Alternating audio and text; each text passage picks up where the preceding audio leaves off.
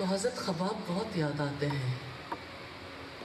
اب سوچئے کیا جرم تھا اس شخص کا جو لوہار تھا، یعنی لوہار کے پاس کام کرتا تھا۔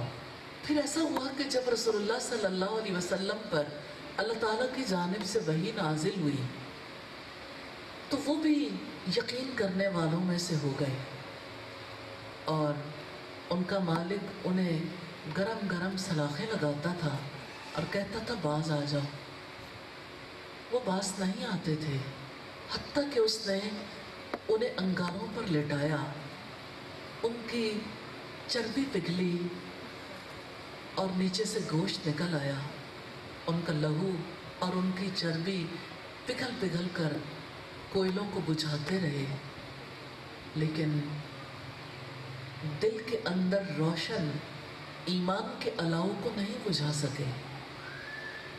آخر ایسا یقین، ایسا ایمان کسی انسان کو کیسے نصیب ہوتا ہے؟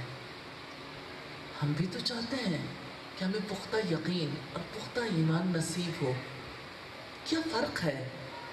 دل تو ان کا بھی ہمارے جیسا ہی تھا، زندگی تو انہیں بھی ہمارے جیسی ملی تھی، آنکھیں بھی، کان بھی، اعضاء کی سلامتی بھی ہمارے جیسی تھی، لیکن یقین اس قدر پختہ کیسے ہو گیا؟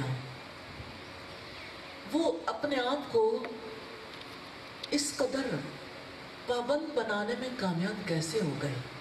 ایسی استقامت، کتنی زیادہ کنسسٹنسی تھی ان کے اعمال میں، استقامت کے پہاڑ تھے۔ کیسے انہوں نے اپنے زندگی کو بدلا؟ کیا چیز تھی؟ چینج ایجنٹ کیا تھا جو آج ہماری زندگیوں میں نہیں ہے؟